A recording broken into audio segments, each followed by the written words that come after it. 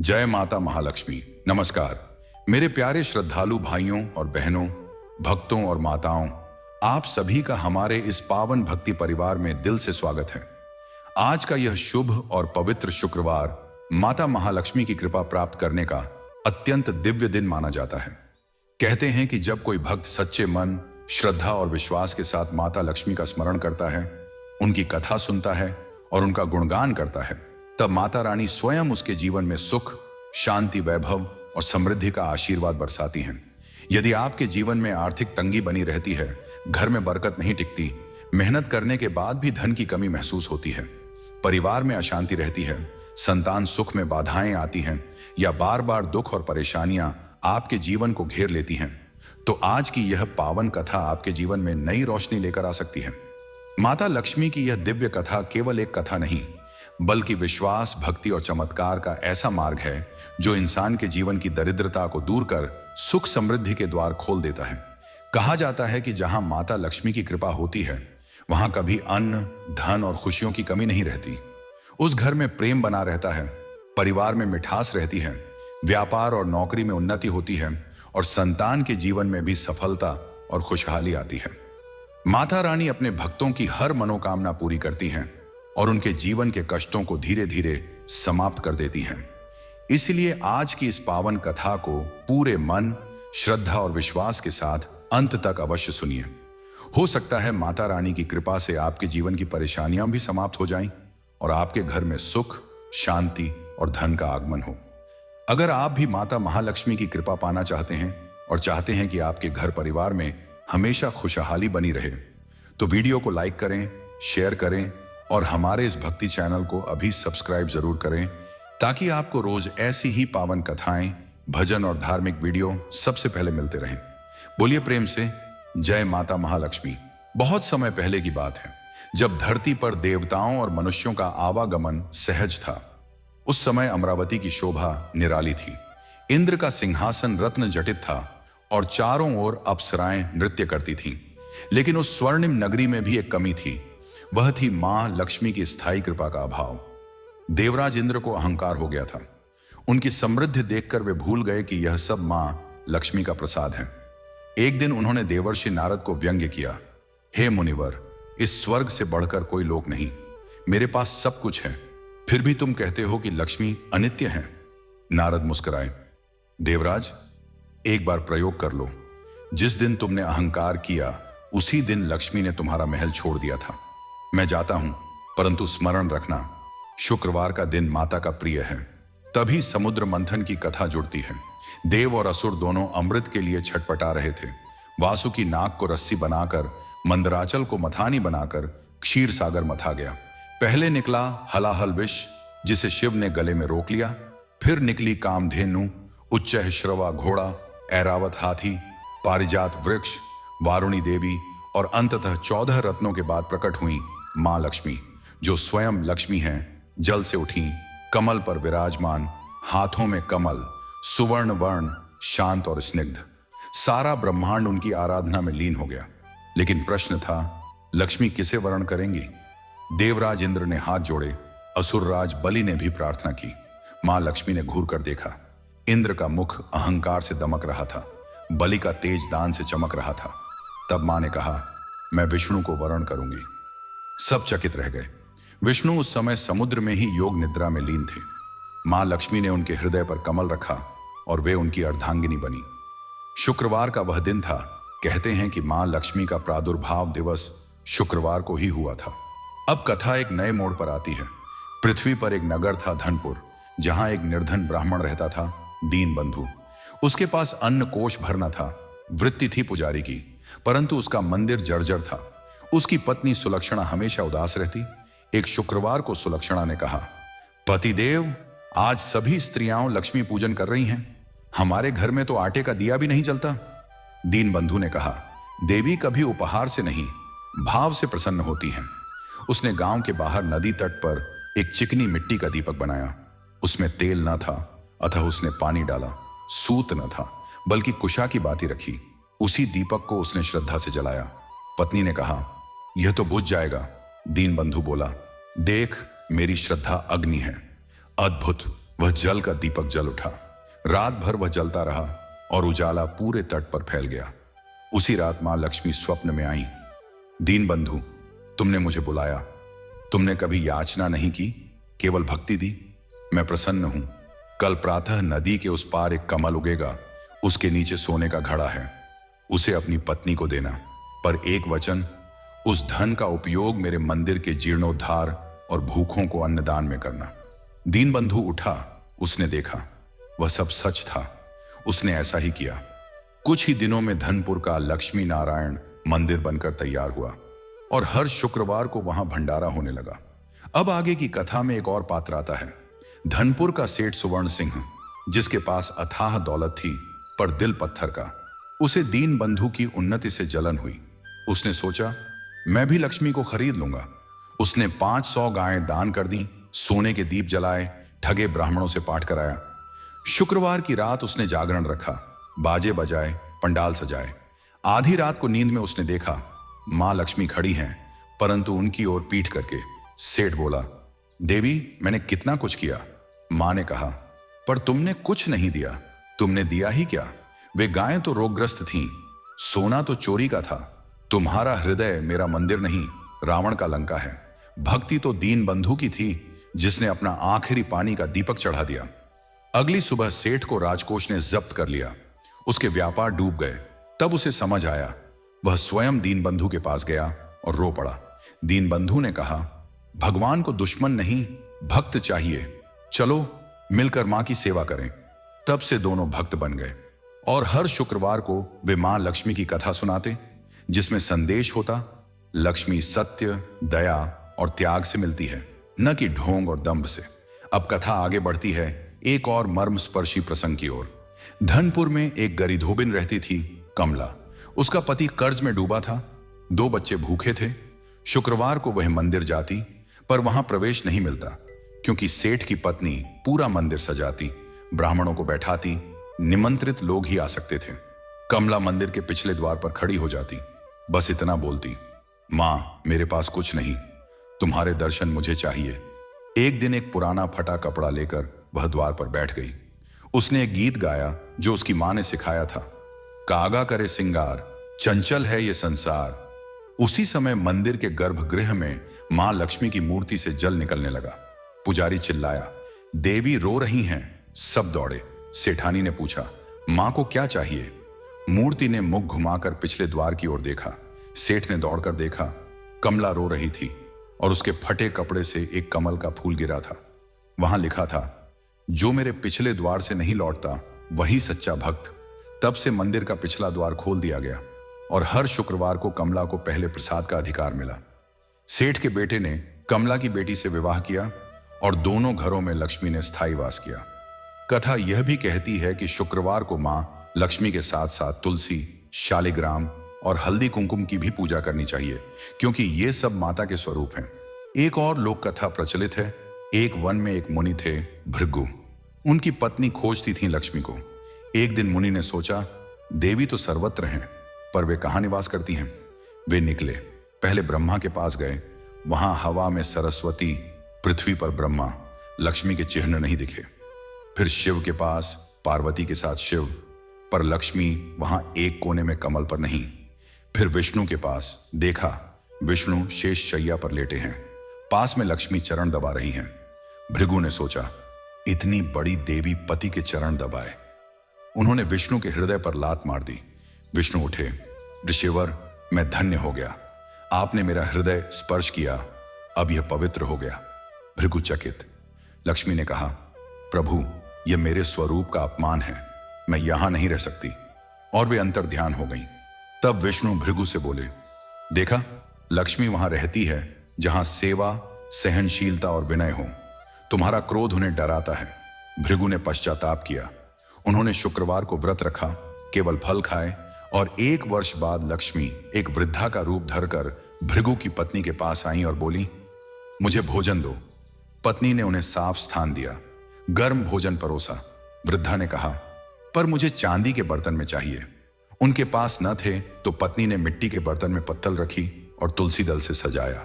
उसने कहा, स्वर्ण बर्तन तो दंभ है, मिट्टी का बर्तन मातृभूमि है। तब वृद्धा ने अपना असली स्वरूप दिखाया, मां लक्ष्मी। उन्होंने कहा, जिस घर में दया, सफाई, सादगी और सेवा है, वहीं मैं रहती हूं। तब से शुक्रवार का दिन उपवास, सफाई, दीपदान और अन्नदान का दिन बन गया। विशेष रूप से यदि कोई शुक्रवार को सुबह स्नान करे, पीले वस्त्र पहने, लाल कमल या पीले गेंदे से पूजा करे, मीठा भोग लगाए और दक्षिणा सहित ब्राह्मण या गरीब को भोजन कराए, तो मां लक्ष्मी प्रसन्न होती हैं। यह भी कहा जाता है कि जब कोई व्यक्ति शुक्रवार को सच्चे मन से यह कथा सुनता या सुनाता है, तो उसके घर में अकाल, कर्ज, कलह और कंगाली नहीं रहती। इस कथा में यह भी समाहित है कि लक्ष्मी केवल धन नहीं, बल्कि धान्य, ज्ञान, संतान, स्वास्थ्य, सौंदर्य और सुख, ये सब मां के ही रूप हैं। मां को सिर्फ सोना चांदी नहीं, अपितु एक कुमकुम का टीका, एक चावल का अक्षत, एक तुलसी पत्र और एक मीठे बोल का भी उपहार चढ़ाया जा सकता है। पुरानी मान्यता के अनुसार अष्ट लक्ष्मी की 8 शक्तियां आदि लक्ष्मी, धान्य लक्ष्मी, धैर्य लक्ष्मी, गज लक्ष्मी, जय लक्ष्मी, विद्या लक्ष्मी, सौभाग्य लक्ष्मी और राजलक्ष्मी, ये सब शुक्रवार की रात जागरण में प्रसन्न होती हैं। कहा जाता है कि शुक्रवार के दिन जो स्त्री या पुरुष 21 बार एयूएम श्रीं ह्रीं श्रीं कमले कमलालय प्रसीद प्रसीद मंत्र का जप करता है, उसकी सभी मनोकामनाएं पूर्ण होती हैं। फिर एक प्रसंग है। चंपावती नगरी में एक साहूकार का पुत्र जो बहुत कंजूस था, वह शुक्रवार को कथा सुनने आता, परंतु हिसाब लगाता कि कितनी बाती जली, कितना घी खर्च हुआ। मां लक्ष्मी उससे नाराज हो गई। रात में उसके सपने में एक बूढ़ी देवी ने आकर कहा, तुम मेरा मोल तोल रहे हो, मैं अमूल्य हूं, कल मैं तुम्हारा कोष देखूंगी। अगले दिन उसका तिजोरी खोली तो सब कोयला हो चुका था। वह रोया। उसकी पत्नी ने सुझाया, अब तुम सच्चे मन से मां की सेवा करो। उसने एक शुक्रवार को भूमि पर बैठकर अपने हाथों से 108 दीपक मिट्टी के बनाए, उनमें सरसों का तेल डाला और मां के सामने रखे। आधी रात को दीपों से प्रकाश फूटा, सब कोयला फिर सोना हो गया। तब से वह साहूकार हर शुक्रवार को गरीबों को अन्न दान करता था। इस कथा का गूढ़ अर्थ यह है कि लक्ष्मी का वास वहां है जहां उदारता, स्वच्छता, श्रद्धा और प्रेम है। धन होने पर भी कंजूसी से लक्ष्मी नाराज होती है और दरिद्रता में भी दान भावना से वह प्रसन्न होती है। यही कारण है कि भारत में शुक्रवार के दिन व्यापारी नया हिसाब खोलते हैं। स्त्रियां दीप जलाती हैं और बच्चे मां को पीले फूल चढ़ाते हैं। अब अंतिम प्रसंग, एक गरीब विधवा श्यामा, जिसके पास एक वृद्ध माता पिता थे। उसने हर शुक्रवार को उपवास किया, पर खुद भूखी रहकर भी मां बाप को खिलाया। एक दिन बहुत बरसात हुई, नदी उफन गई, घर का एक कमरा ढह गया। श्यामा ने मां लक्ष्मी से प्रार्थना की, मां, मेरे पास तुम्हें कुछ नहीं, बस मेरा प्यार। उस रात एक अजनबी आया, बोला, बेटी मुझे भोजन दे दो। श्यामा ने अपने पास रखी सूखी रोटी दे दी, साथ में थोड़ा हल्दी नमक। उसने पानी पिया। अजनबी ने कहा, तुम्हारी दानवीरता की कोई सीमा नहीं। अगली सुबह श्यामा देखती है, उसका टूटा घर नए सिरे से बन गया, बगीचे में फल लगे और आंगन में एक सोने का सिक्का। उसके पिता कहते हैं, बेटी तूने लक्ष्मी को पहचाना भी नहीं, वह अजनबी ही मां थी।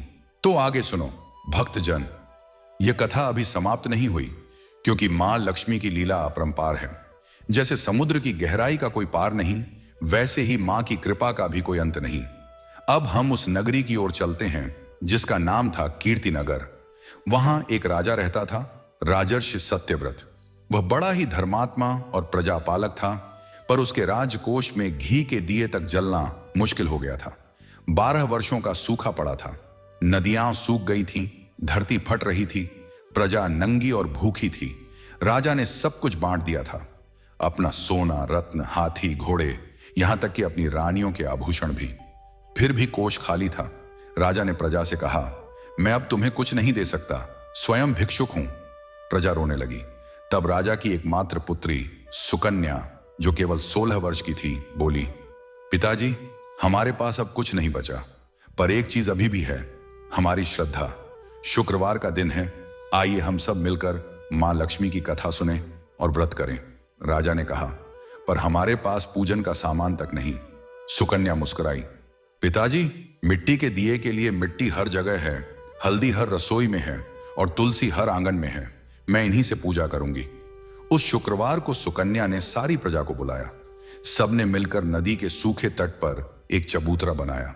सुकन्या ने अपने हाथों से 108 छोटे छोटे दीपक गूंथे। उनमें सरसों का वह तेल डाला जो पिछले 3 वर्षों से घर में पड़ा था और बासी हो गया था। उसने कुशा की बाती बनाई। राजा बोले, बेटी, यह तेल तो खराब हो गया है। सुकन्या ने उत्तर दिया, पिताजी, मां लक्ष्मी को शुद्ध वस्तु चाहिए। मैंने यह तेल तब बचाकर रखा था जब हमारे पास भरपूर था। अब यह बासी है, पर मेरा मन बासी नहीं है। सबने आश्चर्य से देखा। उसने सब दीप जलाए। एक एक करके सब बुझने लगे, पर एक दीपक ऐसा था जो बुझता ही न था।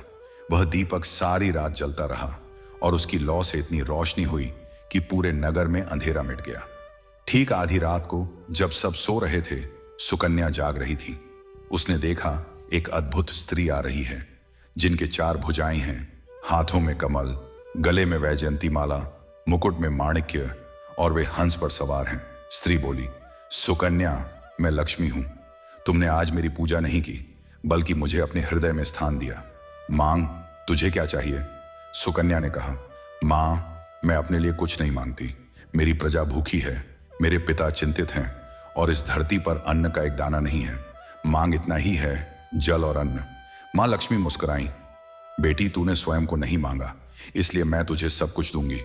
कल प्रातः जब सूर्य उदय हो, तब यह सूखी नदी जल से भर जाएगी और इस तट पर जहां तूने दीप जलाए, वहां अन्न के पहाड़ होंगे। पर एक प्रतिज्ञा ले, अब से हर शुक्रवार को तुम सबसे पहले भोजन उसी को दोगी जो सबसे अंत में आता है। सुकन्या ने हामी भरी। प्रातः हुआ। देखते देखते सरिता कल कल करने लगी। खेतों में हरी हरी फसलें लहलहा उठी। राजकोष में सोने के सिक्के बरसने लगे। प्रजा ने मां लक्ष्मी का गुणगान किया और सुकन्या ने वचन दिया, हर शुक्रवार को वह स्वयं अपने हाथों से एक गरीब को पहले भोजन कराती, उसके पैर धोती और उसे वस्त्र देती। तब से कीर्ति नगर में कभी अकाल नहीं पड़ा। यह कथा इसलिए प्रसिद्ध है कि लक्ष्मी केवल मांगने से नहीं, बल्कि त्यागने से प्रसन्न होती हैं। अब चलते हैं एक दूसरे नगर की ओर, विदेह नगरी। यहां एक बड़ा विद्वान रहता था, सोमदत्त। वह वेदों का पारंगत पंडित था, पर धन का तिरस्कार करता था। वह कहता, धन तो मल है, लक्ष्मी मोहिनी है, जो साधक को पतन की ओर ले जाती है। उसकी पत्नी सुमति बड़ी सात्विक थी। वह रोज शुक्रवार को व्रत रखती, गरीबों को खिलाती, पर पति उसका मजाक उड़ाता। तुझे लक्ष्मी पिसान लगी है, ये सब ढोंग है। एक दिन सोमदत्त ने अपने प्रवचन में कहा, जो लोग शुक्रवार को लक्ष्मी की पूजा करते हैं वे अज्ञानी हैं। सच्चा ज्ञान तो यह है कि संसार मिथ्या है।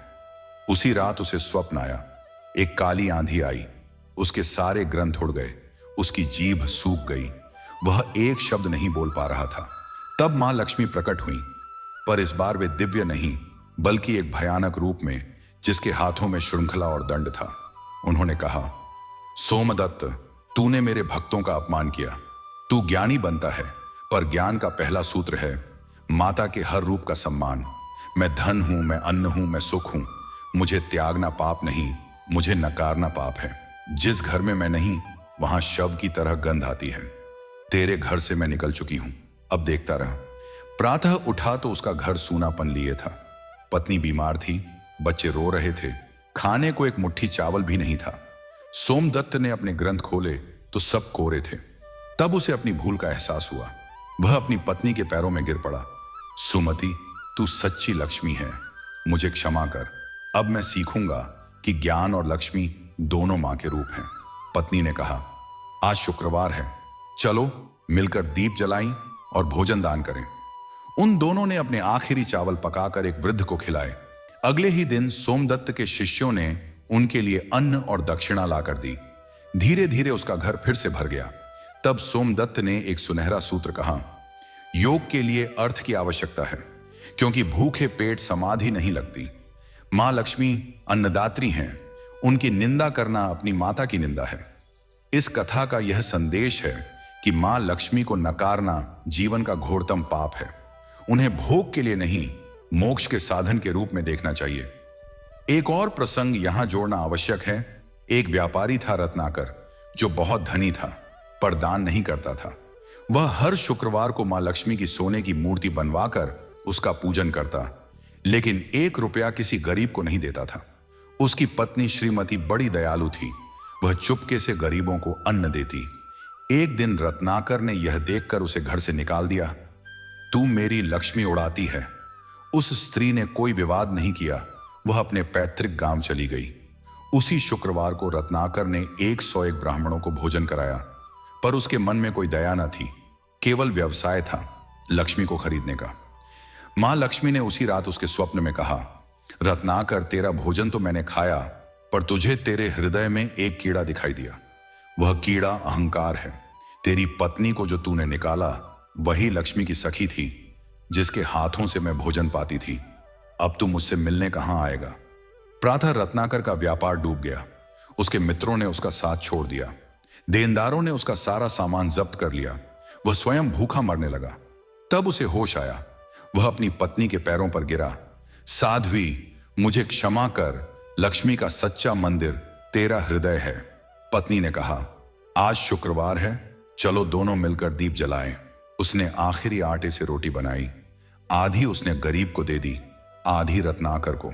रत्नाकर ने उस दिन अपनी 10 अंगुलियों से मिट्टी के दीप बनाए और उन्हें अपनी पत्नी के हाथों जलवाए। उसी रात मां लक्ष्मी ने उसकी झोली भर दी, सिक्कों से नहीं बल्कि नए मौके से। एक व्यापारी ने उसे साझेदारी का प्रस्ताव दिया और उसने दान करना सीख लिया। अब हर शुक्रवार को वह पहले गरीब को खिलाता, फिर स्वयं खाता, और उसके घर की लक्ष्मी फिर कभी नहीं गई। अब हम एक और गहरे प्रसंग पर आते हैं। सुमेरु पर्वत पर एक तपस्वी तप कर रहा था, दुर्वासा ऋषि। उनका स्वभाव क्रोधी था, पर वे ब्रह्मर्षि थे। एक बार वे मां लक्ष्मी के दर्शन के लिए तपस्या कर रहे थे। हजारों वर्ष बीत गए। तब मां प्रकट हुई। हे दुर्वासा, क्यों बुलाया? दुर्वासा ने कहा, मां, हमने ब्रह्मर्षि का पद पा लिया, पर एक सवाल है, स्त्री क्यों लक्ष्मी पूजा करती है? क्या पुरुष नहीं कर सकते? मां लक्ष्मी हंस पड़ी। दुर्वासा, मैं किसी का भेद नहीं करती। शुक्रवार को जो भी शुद्ध भाव से मेरी पूजा करता है वह मेरा प्रिय है, पर स्त्रियां मुझे अधिक स्नेह देती हैं, क्योंकि वे मेरे ही अंश हैं, संसार की पोषण कर्त्री। पुरुष कमाने का दंभ रखते हैं, स्त्रियां बचाने की कला जानती हैं। तब दुर्वासा ने पूछा, मां, व्रत का विधान बताओ। तब मां ने सारा विधान समझाया। शुक्रवार का व्रत कैसे करना है? सुबह स्नान, पीले वस्त्र, चावल, हल्दी, कुमकुम, मौली, पीले फूल, मीठा भोग, दीपदान और रात में कथा श्रवण। दुर्वासा ने वह विधान संसार में प्रचारित किया। तब से यह व्रत स्त्री पुरुष दोनों करने लगे। एक विशेष बात, दुर्वासा ने पूछा, यदि कोई असमर्थ हो तो क्या करे? मां ने कहा, जो कुछ न कर सके वह एक तुलसी पत्र, एक चावल और एक मीठा वचन चढ़ाकर भी मुझे प्रसन्न कर सकता है। लक्ष्मी दरिद्र की भी दरिद्र नहीं होती। एक बार फिर एक लोक कथा याद आती है। भाद्रपद मास के शुक्रवार को एक किसान लक्ष्मी की पूजा भूल गया। उसकी पत्नी ने कहा, आज शुक्रवार है, तुमने खेत में काम किया पर पूजा नहीं की। किसान हंसा, पूजा से खेत नहीं उगते। मैंने हल चलाया, बीज डाला, सिंचाई की, यही मेरी पूजा है। रात में उसने सपना देखा, उसके पूरे खेत में कांटे उगाए हैं। सुबह गया तो देखा सब सच था, तो वह दौड़ा दौड़ा मंदिर गया, गिर पड़ा। मां, मेरे अहंकार को क्षमा कर। तब मां ने एक वृद्धा का रूप बनाकर खेत में खड़े होकर कहा, बेटा, बिना श्रद्धा के किया गया कर्म व्यर्थ है। तुमने कहा था हल तुम्हारी पूजा है, तो अब इन कांटों को हल से ही निकालो। किसान ने 7 दिन तक हल चलाया, रात में दीप जलाए और 7वें शुक्रवार को खेत फिर से उपजाऊ हो गया। तब से वह हर शुक्रवार को अपने हल के फाल पर कुमकुम और हल्दी लगाता था। यह प्रथा आज भी कई गांवों में देखी जाती है। अब हम एक बहुत प्राचीन कथा पर आते हैं जो पुराणों में वर्णित है। सत्य युग की बात है। एक राजा था पृथु। उसने पृथ्वी को दुहा था और सभी अन्न, धन, रत्न निकाले थे, लेकिन लक्ष्मी उसके पास नहीं टिकती थी। जितना धन आता उतना ही चला जाता। राजा परेशान हो गया। उसने बृहस्पति से पूछा, गुरुदेव, मेरे पास सब कुछ है, फिर भी मैं दरिद्र क्यों हूं? बृहस्पति बोले, राजन, तुम लक्ष्मी को इंद्र के समान भोगना चाहते हो, पर वह तो विष्णु की पत्नी है। जहां विष्णु है वहां लक्ष्मी है।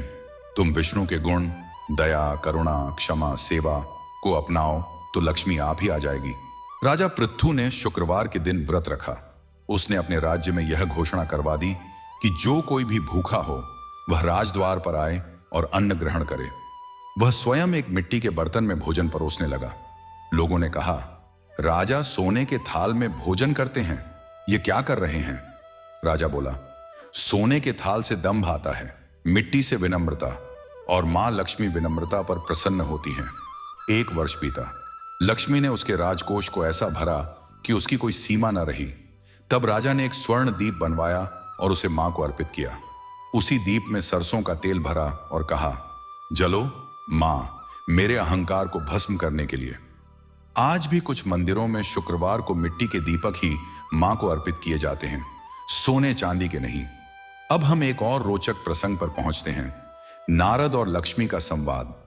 एक बार नारद मुनि पाताल लोक गए तो देखा कि वहां असुरों के राजा बलि का महल लक्ष्मी से भरा हुआ है। नारद चकित हुए, यहां तो धर्म भी नहीं, फिर लक्ष्मी कैसे? वे स्वर्ग गए, वहां इंद्र का महल सूना था। फिर वैकुंठ गए, वहां विष्णु के हृदय पर लक्ष्मी विराजमान थी। नारद ने पूछा, मां, यह कैसा खेल है? लक्ष्मी बोली, नारद, मैं असुरों के यहां इसलिए हूं कि बलि दानवीर है, वह हर शुक्रवार को सब कुछ दान कर देता है। इंद्र के यहां मैं इसलिए नहीं कि वह केवल लेता है, देता नहीं। और विष्णु के हृदय में मैं सदा हूं क्योंकि वह स्वयं त्याग के देवता हैं। मेरा सिद्धांत है, जहां त्याग वहां मैं, जहां भोग वहां मैं नहीं। तब नारद ने यह संदेश पूरे विश्व में फैलाया। इसलिए शुक्रवार को दान का विशेष महत्व है। एक और कथा प्रचलित है शिवजी और पार्वती के विवाह की। जब शिव पार्वती को लेकर कैलाश जा रहे थे तो रास्ते में विघ्नेश्वर गणेश ने रोका। प्रथम पूजा मेरी होनी चाहिए। विवाद बढ़ा। तब नारद ने समाधान दिया, मां लक्ष्मी को निर्णायक बनाया जाए। लक्ष्मी ने कहा, जो सबसे पहले मेरे दर्शन करेगा वही पूज्य होगा। गणेश तो बुद्धि से पहुंच गए, विष्णु पीछे रह गए। तब लक्ष्मी ने कहा, देखा, बुद्धि और विनम्रता ही सच्ची लक्ष्मी है, इसलिए गणेश जी की पूजा पहले होती है। तब से शुक्रवार को गणेश की भी आराधना की जाती है, क्योंकि वे विघ्नहर्ता हैं और लक्ष्मी के प्रिय पुत्र हैं। अब हम एक बहुत ही मार्मिक कथा सुनाते हैं, एक विधवा की कथा। नर्मदा के तट पर एक गांव था, कमलापुर। वहां रहने वाली राधा नाम की एक विधवा के 2 बेटे थे, पर वे उसे नहीं पालते थे। राधा के पास एक छोटी सी कुटिया थी, उसमें एक मिट्टी का घड़ा, चूल्हा और तुलसी का पौधा। हर शुक्रवार को वह सुबह उठकर आंगन लीपती, गोबर से लिपाई करती, तुलसी के पास दीप जलाती और मीठी बोली में कहती, मां, मेरे पास कुछ नहीं है, पर मेरी तुलसी है, मेरा प्रेम है, तुम आओ, मैं तुम्हें भोग लगाऊंगी। एक दिन गांव का सेठ उधर से निकला। उसने देखा 70 वर्ष की वह वृद्धा झाड़ू लगा रही है और उसके मुख पर अलौकिक तेज है। सेठ ने कहा, बुआ, तुम क्यों मेहनत करती हो? तुम्हारे बेटे तो बड़े व्यापारी हैं। राधा बोली, बेटा, मेरे बेटे तो हैं, पर मां लक्ष्मी ही सच्ची संतान है, जिसने मुझे कभी भूखा नहीं रहने दिया। उस शुक्रवार को राधा को सपना आया। मां लक्ष्मी ने कहा, राधा, कल नदी के उस पार एक पीपल के नीचे घड़ा है, लेकर अपने बेटों को दे देना, उनकी बुद्धि बदल जाएगी। राधा ने ऐसा ही किया। घड़ा मिलते ही उसके बेटों का हृदय परिवर्तित हो गया। वे आए, मां के पैरों में गिरे, कहा, हमने सोचा हम धनवान हैं, पर आज पता चला मां ही सच्ची लक्ष्मी है। तब से राधा के बेटे हर शुक्रवार को घर में बड़े हर्ष से लक्ष्मी पूजन करते और मां के चरणों में प्रणाम करते। यह कथा बताती है कि लक्ष्मी का वास केवल तिजोरी में नहीं, बल्कि माता के हृदय में भी होता है। अब हम एक और अद्भुत प्रसंग लेकर आते हैं, एक चोर का प्रसंग। सोनापुर गांव में माखन नाम का एक चोर रहता था। वह हर रात चोरी करता, पर हर शुक्रवार को वह मां लक्ष्मी के मंदिर में जाकर एक चोरी का दीप जलाता। उसकी पत्नी कहती, तुम चोरी के दीप से पूजा करते हो, यह पाप है। माखन कहता, देवी को भाव चाहिए, सामान नहीं। एक दिन पकड़ा गया। राजा ने उसे फांसी की सजा सुनाई। रात को जेल में माखन ने देखा मां लक्ष्मी खड़ी हैं। माखन, तूने मेरे नाम पर चोरी की, पर क्या तूने कभी किसी भूखे को चोरी का अन्न दिया? माखन बोला, नहीं मां। मां बोली, तो तू चोर था, भक्त नहीं। एक चोर भक्त तभी बनता है जब वह औरों के लिए चुराए। कल फिर कोशिश कर, पर इस बार भूखों के लिए चुरा। माखन को सुबह रिहा कर दिया गया। राजा ने सोचा, एक दिए के लिए क्या फांसी। अब माखन ने चोरी करना तो जारी रखा, पर हर मुट्ठी अन्न वह किसी गरीब के द्वार पर रखा था। एक शुक्रवार को वह राजमहल में घुसा तो देखा मां लक्ष्मी की सोने की मूर्ति है, उसके आगे 101 दीप जल रहे हैं। माखन ने एक दीप लिया, मूर्ति के आगे रख दिया, बोला, मां, यह दीप मैं तुम्हें लौटा रहा हूं। मैंने चोरी करना छोड़ दिया, अब सिर्फ तुम्हारे नाम पर काम करूंगा। अगले दिन राजा को मालूम हुआ कि चोर ने मूर्ति तो नहीं छुई बल्कि दीप बढ़ा दिए। राजा ने माखन को बुलाया और कहा, तुमने सच्चा मन बदल लिया, अब मेरे यहां रहो, कोष की रक्षा करो। माखन राजा का कोषपाल बना और हर शुक्रवार को वह स्वयं गरीबों को धन बांटता। इस कथा से यह शिक्षा मिलती है कि लक्ष्मी चोर का भी कल्याण कर सकती है यदि वह सच्चा मन बदल ले। अब हम बहुत लंबी और विस्तृत कथा पर आते हैं, सप्ताह के 7 दिनों की कथा। एक बार एक राजा ने 7 ऋषियों को बुलाकर पूछा, हर दिन का अलग देवता क्यों है? तब ऋषियों ने बताया, रविवार सूर्य का, सोमवार शिव का, मंगलवार हनुमान का, बुधवार बुद्ध का, गुरुवार देवगुरु का, शनिवार शनि का और शुक्रवार मां लक्ष्मी का। लेकिन राजा ने पूछा, लक्ष्मी ही सबसे अंत में क्यों? तब एक ऋषि बोले, राजन, लक्ष्मी सबका फल देने वाली है। तुम सूर्य की पूजा करो, ऊर्जा मिलेगी, पर उसे धारण करने के लिए लक्ष्मी चाहिए। शिव की पूजा करो, तप मिलेगा, पर तप में भी अन्न चाहिए। हनुमान की पूजा करो, बल मिलेगा, पर बल को पोषण चाहिए। सबकी पूर्ति लक्ष्मी से होती है, इसलिए शुक्रवार को पूजा करो तो सब दिन फलित होते हैं। राजा ने यह सुनकर हर शुक्रवार को 1008 दीप जलाने शुरू कर दिए और उसके राज्य में कभी अन्न का अकाल नहीं पड़ा। फिर एक प्रसंग और, समुद्र मंथन के बाद जब मां लक्ष्मी विष्णु को वरण करने लगीं तो देवताओं और असुरों में झगड़ा हो गया। इंद्र ने कहा, मैं स्वर्ग का राजा हूं, इसलिए लक्ष्मी मेरी है। बलि ने कहा, मैं दानवीर हूं, लक्ष्मी मुझे मिलनी चाहिए। तब ब्रह्मा जी ने मध्यस्थता की, सुनो, लक्ष्मी स्वतंत्र है, वह जिसे चाहे वरण करे। लक्ष्मी ने कहा, मैं उसे चुनूंगी जो मुझे मां का दर्जा दे, रानी का नहीं, जो मुझसे याचना करे, जो मुझे अधीन बनाने का प्रयास ना करे। विष्णु ने कहा, आप मेरे हृदय में विराजमान हैं, मैं आपका सेवक हूं। तब लक्ष्मी ने विष्णु की हृदय में प्रवेश किया, इसीलिए विष्णु को श्री विष्णु कहा जाता है। यह घटना भी शुक्रवार को ही हुई थी और तभी से शुक्रवार का महत्व सबसे अधिक माना जाने लगा। अब हम एक आधुनिक काल की सी कथा सुनाते हैं जो पिछली शताब्दी में घटी। बनारस के एक बूढ़े जुलाहे रहते थे, रहीम। उनके पास एक करघा था जिससे वह रोज 1 रुपया कमाते। परिवार था 5 लोगों का, गुजरना मुश्किल था। रहीम की पत्नी फातिमा बहुत श्रद्धालु थी। वे हर शुक्रवार को उपवास रखती, हालांकि उनके यहां पूजन की कोई मूर्ति नहीं थी। वह एक साफ स्थान पर पीला कपड़ा बिछाती, उस पर चावल के कुछ दाने रखती और कहती, मां, तुम सबकी हो, मेरी भी हो, यह चावल तुम्हारे लिए। एक दिन रहीम ने कहा, हमारी यह पूजा बेकार है, हम तो दरिद्र हैं ही। फातिमा बोली, देखते हैं। उस शुक्रवार को फातिमा के चावल के दाने सोने के हो गए। रहीम ने देखा तो आश्चर्यचकित रह गए। उन्होंने उन सोने के दानों को बाजार में बेचा और एक नया करघा खरीदा। अब वह 10 गुना अधिक कमाने लगे। फातिमा ने कहा, अब हर शुक्रवार को हम वही करेंगे, एक मुट्ठी चावल मां के नाम पर रखेंगे और उसी में से आधा किसी गरीब को दे देंगे। रहीम ने ऐसा ही किया। वे धनवान तो हो गए, पर सबसे बड़ी बात यह हुई कि उनकी बेटी की शादी धूमधाम से हुई। उसके बेटे पढ़ने लगे और उनके घर में कभी किसी चीज की कमी नहीं रही। यह कथा बताती है कि लक्ष्मी किसी एक धर्म की नहीं, सबकी है। श्रद्धा चाहिए बस। अब हम बहुत पुरानी कथा सुनाते हैं, एक साधु और एक सेठ की। सेठ रूपचंद अपनी कंजूसी के लिए मशहूर था। एक दिन एक सन्यासी उसके द्वार पर आया। सेठ ने उसे रोटी देने से मना कर दिया। सन्यासी बोला, आज शुक्रवार है, लक्ष्मी का दिन है, दान करने से लक्ष्मी प्रसन्न होती हैं। सेठ हंसा, मैं पूजा करता हूं, बस दान से तो चीज घटती है। सन्यासी ने कहा, ठीक है, कल आता हूं। अगले दिन सेठ का सारा धन चोरी हो गया। वह रोता हुआ सन्यासी के पास गया। सन्यासी बोला, तुमने लक्ष्मी को बंदी बनाकर रखा था, इसलिए वह भाग गई। अब मैं क्या करूं? पर एक उपाय है। आज शुक्रवार है, तुम अपने पास बची हुई एक मोहर लो, उससे कुछ मीठा बनाओ और पहले गरीब को खिलाओ। सेठ ने ऐसा किया। अगले दिन उसका चौरा हुआ धन वापस आ गया।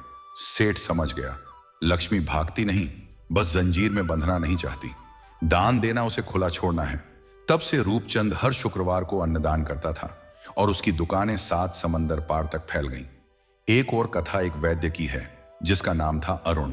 वह रोगियों को दवा तो देता था पर बहुत पैसे लेता था, गरीबों को नहीं देखता था। एक शुक्रवार को एक गरीब स्त्री उसके पास आई। मेरे बेटे को बुखार है, मेरे पास कुछ नहीं, दवा दे दो। अरुण ने कहा, पैसे लाओ। उसके पास ना थे। रात को उसने सपना देखा। मां लक्ष्मी रोगी के रूप में उसके पास आई और बोली, मैं तुम्हारे पास इलाज के लिए आई, तुमने पैसे मांगे, अब तुम स्वयं रोगी हो जाओगे। अगले दिन अरुण को कोढ़ हो गया, वह अपंग हो गया। तब उसने अपनी पत्नी से कहा, आज शुक्रवार है, जाओ हमारे घर का आधा अन्न गरीबों में बांट दो और ये सारी दवाएं मुफ्त में दे दो। उसकी पत्नी ने ऐसा किया। 7वें शुक्रवार को अरुण का कोढ़ ठीक हो गया। तब से वह हर शुक्रवार को निःशुल्क औषधालय चलाता था और मां लक्ष्मी उसे स्वास्थ्य, धन और यश देती रही। अब हम एक ऐतिहासिक कथा की ओर बढ़ते हैं, विक्रमादित्य के दरबार की। राजा विक्रमादित्य ने एक बार अपने दरबारियों से पूछा, लक्ष्मी का स्थायी वास कहां है? किसी ने कहा सोने में, किसी ने कहा पूजा में, किसी ने कहा वैभव में। तब विक्रमादित्य मौन हो गए। उनकी रानी ने कहा, महाराज आइए मैं आपको एक कथा सुनाती हूं। रानी ने सुनाया, एक बार लक्ष्मी और दरिद्रता में बात हुई। दरिद्रा ने कहा, मैं भी तेरी बहन हूं, मैं भी तेरे साथ रहूं। लक्ष्मी ने कहा, तू कहां रहेगी? दरिद्रा बोली, जहां आलस्य, गंदगी, कंजूसी और अपवित्रता हो वहां मैं, तू जहां स्वच्छता, उद्यम, दान और प्रेम हो वहां तू। तब विक्रमादित्य समझे लक्ष्मी को वश में करने के लिए दरिद्रा को भगाना होगा। उन्होंने अपने राज्य के सभी नागरिकों को आदेश दिया, हर शुक्रवार को घर की सफाई, दीपदान, अन्नदान अनिवार्य है। तब उनके राज्य में अकाल कभी नहीं पड़ा और लोग सुखी रहे। अब हम एक और प्रसंग जोड़ते हैं, एक मित्रता की कथा। सुधा और मधु नाम की 2 सखियां थीं। सुधा विधवा थी और बहुत गरीब, पर मधु धनवान थी। मधु हर शुक्रवार को बड़े ठाठ से पूजा करती, पर सुधा को कभी कुछ नहीं देती। एक शुक्रवार को मधु ने सुधा को बुलाया और कहा, मैं आज 101 ब्राह्मणों को भोजन करा रही हूं, तू आकर मेरी सहायता कर। सुधा ने कहा, मेरे पास कुछ नहीं, पर मैं हाथ धोने के लिए पानी और तुलसी दल लेकर आती हूं। सुधा आई, उसने एक मिट्टी के घड़े में पानी रखा, उसमें तुलसी डाली। जब मधु ने ब्राह्मणों को भोजन कराया तो सुधा ने उनके पैर धोए। उस रात मां लक्ष्मी मधु के पास आई, तेरा भोजन मैंने खाया, पर तेरी सखी के भाव मैंने पिए। आधी लक्ष्मी तुझे, आधी उसे। अगले दिन मधु के आधे धन का स्वामित्व सुधा को मिल गया, क्योंकि उसने बिना दंभ के सेवा की थी। मधु ने समझा, बिना दया के धन अधूरा है। तब उसने सुधा को अपने साथ रखा और दोनों मिलकर हर शुक्रवार को सेवा करती। यह कथा सिखाती है, लक्ष्मी की बहन दया है। अब अंतिम परिणति की ओर हम एक गहन आध्यात्मिक कथा सुनाते हैं। एक संत कबीरदास जी की प्रसिद्ध उक्ति है, संतोक सरोवर पीवै प्रेम पियाला, तहां बसई लक्ष्मी चहुं दिसियाला।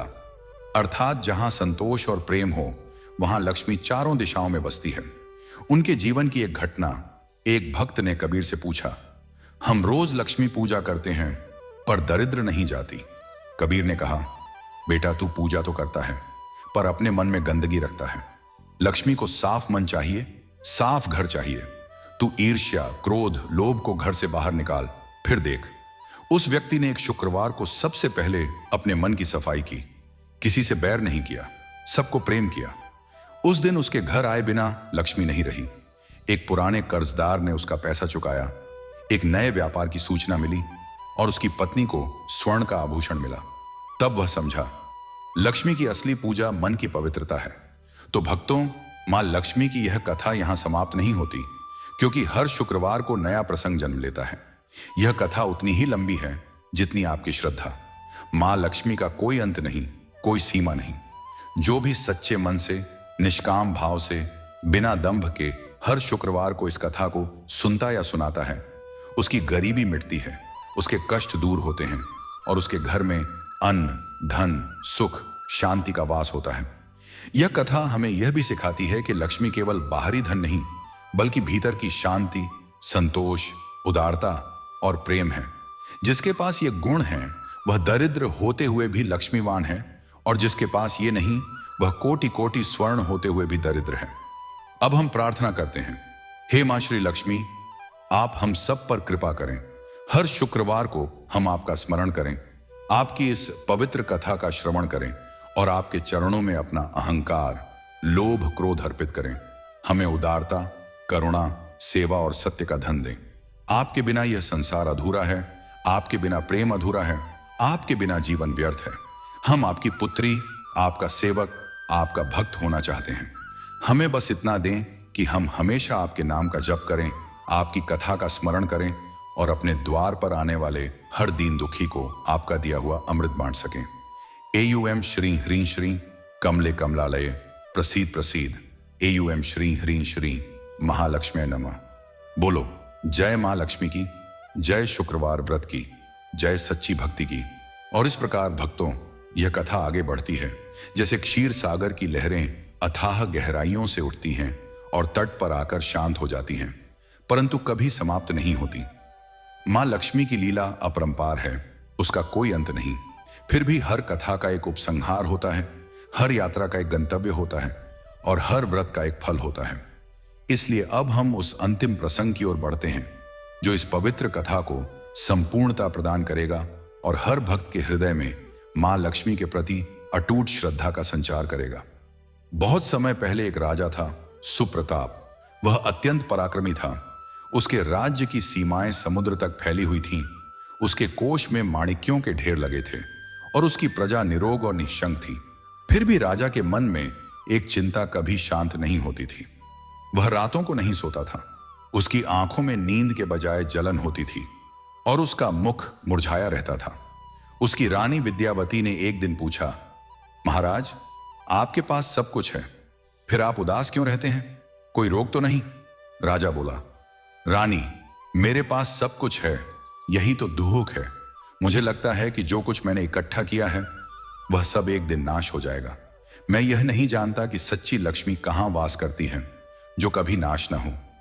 रानी विद्यावती बहुत विदुषी थी और मां लक्ष्मी की अनन्य भक्तिन थी। हर शुक्रवार को वह बिना असफल हुए व्रत रखती थी। मिट्टी के दीपक स्वयं अपने हाथों से गूंथती थी और उनमें शुद्ध घी जलाकर मां को अर्पित करती थी। उसने राजा से कहा, महाराज, इस शुक्रवार को आप मेरे साथ चलिए। मैं आपको वह स्थान दिखाऊंगी जहां अक्षय लक्ष्मी का वास है। राजा को थोड़ी आश्चर्य हुई, पर वह मान गया। उस शुक्रवार की अमावस्या थी, घोर अंधकार था, पर रानी ने अपने कक्ष में 108 दीप जलाए और राजा को बैठाया। उसने राजा से कहा, अपनी आंखें बंद करो और मन ही मन मां लक्ष्मी का ध्यान करो।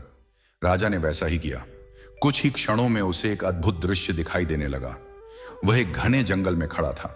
जंगल में हर ओर कांटे थे, बिच्छू रेंग रहे थे और सांप फुफकार रहे थे। राजा डर गया, पर तभी उसे एक कमल का फूल दिखा जो कांटों के बीच खिला था। उस कमल के ऊपर मां लक्ष्मी बैठी थी, पर उनका मुख प्रसन्न नहीं था। राजा ने पूछा, मां, यह स्थान क्या है? मां बोली, सुप्रताप, यह तुम्हारे हृदय का जंगल है।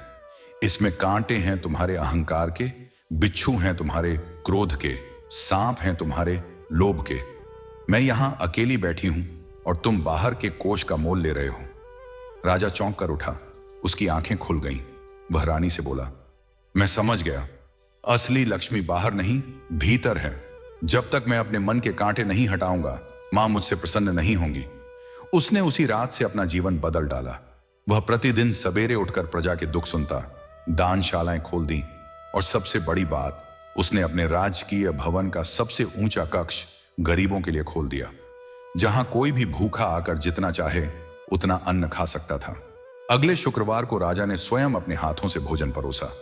उस दिन उसे स्वप्न आया, मां लक्ष्मी मुस्कुरा रही थी और उनके हाथों में अमृत का कलश था। उन्होंने कहा, सुप्रताप, अब तुम मेरे सच्चे पुत्र हो। तुम्हारा कोष कभी नहीं घटेगा क्योंकि तुमने मुझे अपने हृदय में स्थान दिया। तब से राजा के राज्य में स्वर्ण की वर्षा होती थी, पर वह कभी अहंकारी नहीं बना। वह हर शुक्रवार को सबसे पहले एक दीपक उठाकर गरीबों की झोपड़ियों में जलाता था और कहता था, माँ, यह तेरा उजियारा है, मेरा नहीं। इस कथा में से यह सीख मिलती है कि सच्ची लक्ष्मी अहंकार रहित हृदय में निवास करती है। जहां दान है, सेवा है, विनम्रता है, वहीं मां का स्थायी वास है। अब एक और अंतिम प्रसंग जो स्वयं मां लक्ष्मी ने एराशी नारद को बताया था, वह भी यहां कहना आवश्यक है। आर्षि नारद एक बार ब्रह्मलोक गए तो उन्होंने देखा कि चारों वेद मूर्तिमान होकर आपस में विवाद कर रहे थे। ऋग्वेद कह रहा था, मुझ में सब ज्ञान है, इसलिए मैं सर्वश्रेष्ठ हूं।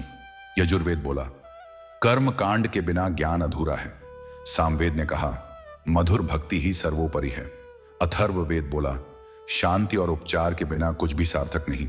नारद यह सुनकर मुस्कुराए और बोले, तुम सब महान हो, पर जो तुम्हें समेटे वह सबसे बड़ी है। वेदों ने पूछा, वह क्या है? नारद बोले, श्री सूक्त, जो मां लक्ष्मी का स्तोत्र है, क्योंकि वेदों की अरद्ध सिद्धि के लिए लक्ष्मी का अनुग्रह चाहिए। तब वेदों ने मिलकर श्री सूक्त का पाठ किया।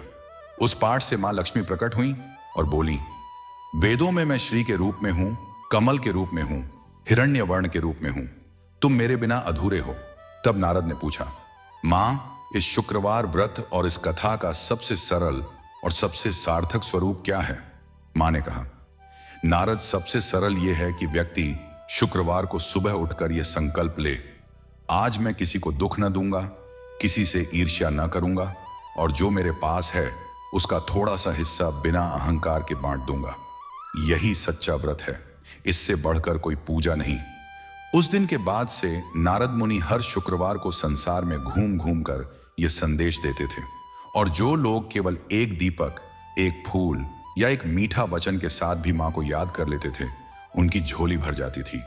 अब इस कथा के अंतिम भाग में हम उन 10 महत्वपूर्ण उपदेशों को स्मरण करें जो इस लंबी कथा से निकल कर आते हैं।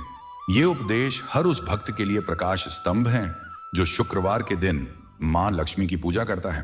पहला उपदेश, लक्ष्मी कंजूसी से भागती है और उदारता से आती है। इस कथा के हर पात्र ने यह देखा, चाहे वह सेठ सुवर्ण सिंह हो जिसने ढोंग किया, या दीन बंधु जिसने अपना सब कुछ दे दिया। दूसरा उपदेश, लक्ष्मी अहंकारी के घर नहीं टिकती। इंद्र का अहंकार, सोमदत्त का ज्ञान का घमंड, राजा सुप्रताप का बाहरी वैभव सब नष्ट हो गया। तीसरा उपदेश, लक्ष्मी को साफ सफाई अति प्रिय है। हर कथा में सफाई, लीपना पोतना, तुलसी का पौधा और स्वच्छ वातावरण दिखाई दिया। चौथा उपदेश, लक्ष्मी को पीला रंग, हल्दी, कुमकुम, पीले फूल और चावल अत्यंत प्रिय हैं। पांचवां उपदेश, लक्ष्मी केवल मांगने से नहीं, सेवा से प्रसन्न होती हैं। कमला, राधा, सुकन्या सबने मांगा नहीं, सेवा की। छठा उपदेश, लक्ष्मी स्त्री और पुरुष दोनों पर समान कृपा करती हैं, उसका कोई भेद नहीं। सातवां उपदेश, लक्ष्मी की पूजा में ढोंग नहीं चलता। सेठ सुवर्ण सिंह के सोने के दीप व्यर्थ गए, जबकि दीन बंधु का पानी का दीपक जल उठा। आठवां उपदेश, लक्ष्मी को तभी पाओगे जब तुम मां के सम्मान में अपना कुछ न कुछ बलिदान करो। कोई चीज मुफ्त में नहीं मिलती, भक्ति मुफ्त में भी मिल सकती है, पर उसके लिए अपना अहंकार बलिदान करना पड़ता है। नौवां उपदेश, लक्ष्मी अकेली नहीं आती, साथ लाती है धैर्य, विद्या, स्वास्थ्य, संतान और सुख। 10वां उपदेश, और यह सबसे बड़ा उपदेश, लक्ष्मी केवल बाहरी धन नहीं, वह भीतर की दिव्य संपदा है। जो मन में शांति रखता है वह सच्चा धनवान है। अब हम कथा के सबसे अंतिम अंश पर आते हैं, जिसे फलश्रुति कहते हैं। प्राचीन ग्रंथों में लिखा है कि जो कोई भक्त इस कथा को शुक्रवार के दिन सच्चे मन से सुनता या पढ़ता है, उसे अगले जन्म में तो क्या, इसी जन्म में मां लक्ष्मी का आशीर्वाद प्राप्त होता है। उसके घर में कभी अन्न की कमी नहीं होती, उसके बच्चों को अच्छी शिक्षा मिलती है, उसके व्यवसाय में उन्नति होती है, उसकी पत्नी या पति का स्वभाव सुधरता है और उसे असाध्य रोगों से मुक्ति मिलती है। यह कथा सुनने से मानो सारे पाप धुल जाते हैं, सारे अर्ण समाप्त हो जाते हैं और सारी मनोकामनाएं पूर्ण होती हैं। यह भी कहा गया है कि यदि कोई व्यक्ति लगातार 21 शुक्रवार तक यह कथा सुनता है तो उसके जीवन में ऐसा परिवर्तन आता है जिसकी उसने कल्पना भी नहीं की होती। धन के अतिरिक्त उसे आत्मविश्वास, साहस, बुद्धि और परिवार का स्नेह प्राप्त होता है और अंत में मृत्यु के पश्चात उसे वैकुंठ धाम की प्राप्ति होती है, जहां मां लक्ष्मी और भगवान विष्णु सदा विराजमान हैं। अब हम कथा के समापन पर एक अंतिम प्रार्थना करते हैं, जिसे प्रत्येक शुक्रवार को कथा समाप्त होने पर अवश्य पढ़ना या कहना चाहिए। यह प्रार्थना सभी भक्तों के लिए है, चाहे वे किसी भी वर्ग, जाति, धर्म या लिंग के हों। मां लक्ष्मी किसी का भेद नहीं रखती, वे सबके प्रति दया की दृष्टि रखती हैं। एयूएम श्रीं ह्रीं क्लीं ऐं सर्व मनोरथ सिद्ध्यर्थम श्रीं लक्ष्मी नारायणाभ्याम नमः। हे मां श्री लक्ष्मी, आप जगत की जननी हैं, आप सबका पालन करती हैं। जैसे सूर्य बिना भेदभाव के सब पर प्रकाश डालते हैं, वैसे ही आप बिना किसी भेद के सब पर कृपा बरसाती हैं। मैं आपके इस मंदिर में इस कथा के माध्यम से अपना सब कुछ अर्पित करता हूं। मेरा अहंकार, मेरा लोभ, मेरा क्रोध, मेरी ईर्ष्या, इन सब को आप ग्रहण कर लें और मुझे निर्मल बना दें। हे मां, जिस प्रकार कमल कीचड़ में रहकर भी अछूता रहता है, उसी प्रकार मैं इस संसार में रहूं, पर आपके नाम का स्मरण करता रहूं। हे मां, मेरे घर में सदा स्वच्छता रहे, मेरे हृदय में सदा प्रेम रहे और मेरे मुख से सदा मीठे वचन निकले। जो कोई मेरे द्वार पर दस्तक दे, उसे खाली हाथ न लौटाऊं। जो कोई भूखा हो, उसे अन्न दूं। जो कोई प्यासा हो, उसे जल दूं। जो कोई नंगा हो, उसे वस्त्र दूं। यही मेरी पूजा है, यही मेरा व्रत है, यही मेरी कथा है। हे मां, इस कथा को जितने लोग सुने, उनके दुख दूर हों। जितने लोग इस कथा को सुनाने का कष्ट करें, उनके मनोरथ पूरे हों। जितने लोग इस कथा को लिखने का श्रम उठाएं, वे सब साधु हो जाएं। और जितने लोग इस कथा को अपने जीवन में उतारें, वे सब इस जन्म में ही मोक्ष प्राप्त कर लें। अब मैं सभी भक्तों से अनुरोध करता हूं कि वे हर शुक्रवार को कुछ न कुछ दान अवश्य करें। दान छोटा हो या बड़ा मायने नहीं रखता, मायने रखता है भाव। एक मुट्ठी चना, एक पानी का लोटा, एक फूल, एक चावल का दाना, बस भाव सच्चा होना चाहिए। और इतना ही नहीं, दान करते समय यह ना सोचें कि मैं क्या दे रहा हूं, बल्कि यह सोचें कि मां का दिया हुआ मैं उन्हीं के दूसरे बच्चों को लौटा रहा हूं। यही सबसे बड़ा धर्म है, यही सबसे बड़ा व्रत है, यही सबसे बड़ा योग है। अब इस कथा के अंत में हम एक बार फिर उन सभी महान आत्माओं को नमन करते हैं, जिन्होंने इस कथा को संजो कर रखा, पीढ़ी दर पीढ़ी सुनाया और हम तक पहुंचाया। हम उन सभी ब्राह्मणों, अर्षियों, संतों, कथावाचकों और माताओं को प्रणाम करते हैं, जिन्होंने इस कथा के माध्यम से असंख्य लोगों के जीवन में उजियारा भरा। और अंत में हम इस कथा को विश्व के कल्याण के लिए समर्पित करते हैं। जहां कहीं भी अकाल हो, वहां अन्न पहुंचे। जहां कहीं भी दरिद्रता हो, वहां धन पहुंचे। जहां कहीं भी कलह हो, वहां शांति पहुंचे। जहां कहीं भी रोग हो, वहां स्वास्थ्य पहुंचे। यही मां लक्ष्मी की अभिलाषा है, यही हमारी प्रार्थना है। एयूएम सर्वे भवन्तु सुखिनः, सर्वे सन्तु निरामया, सर्वे भद्राणि पश्यन्तु, मां कश्चित दुख भाग भवेत्। हमारी यह कथा यहां समाप्त होती है, पर मां लक्ष्मी की कृपा कभी समाप्त नहीं होती। आप जितना सुनेंगे उतना ही पाएंगे, आप जितना सुनाएंगे उतना ही बढ़ेगा। इसलिए हर शुक्रवार को इस कथा को सुनाइए, सुनिए और जीवन में उतारिए। मां लक्ष्मी आप पर सदा कृपा बनाए रखें। आपके घर में सुख, शांति, समृद्धि, स्वास्थ्य और सौभाग्य का स्थायी वास हो।